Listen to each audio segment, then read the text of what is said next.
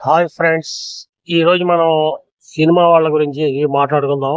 మనకు ఫస్ట్ నుంచి నాగయ్య గారు గాని, తెలుగు సినీ ఫీల్డ్ లో ఎస్వి రంగారావు గాని, కత్తి కాంతారావు గారు గాని, వీళ్ళందరూ నటిస్తూ మన తెలుగు చిత్రాల్లో వచ్చారు. అలాగే స్టార్డమ్ సంపాదించిన వాళ్ళు మాత్రం అక్కినేని నాగేశ్వరరావు గారు, నందమూరి తారక రామారావు గారు.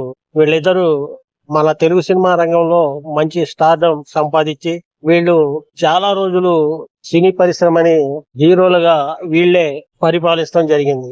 వీళ్ళ తరం తర్వాత మళ్ళీ కృష్ణ, శోభన్ బాబు, వాళ్ళ తర్వాత మళ్ళా బాలకృష్ణ, చిరంజీవి, వీళ్ళ తరం ఇప్పుడు కొనసాగుతుంది.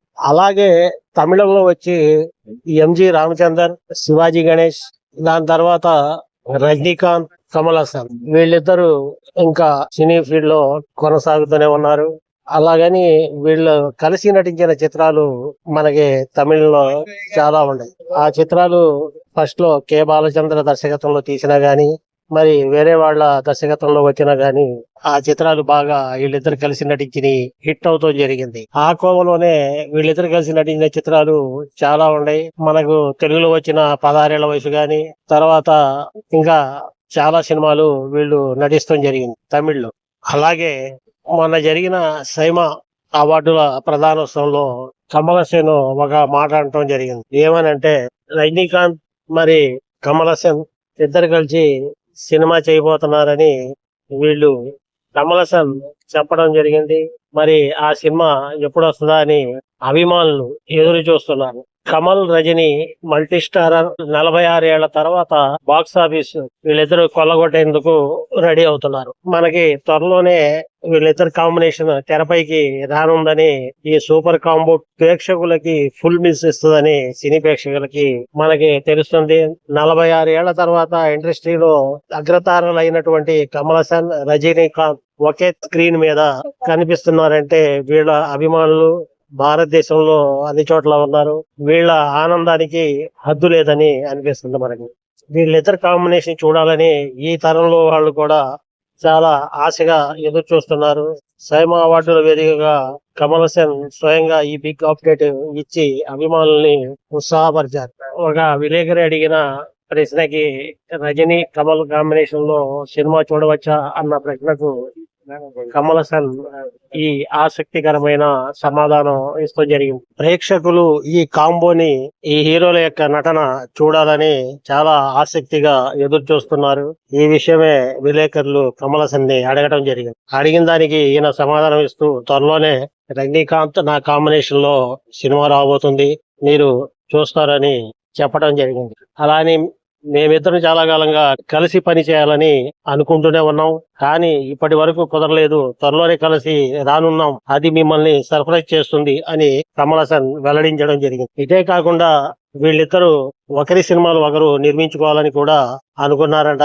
అలా కూడా అనుకున్నామని కమల్ హాసన్ చెప్పడం జరిగింది.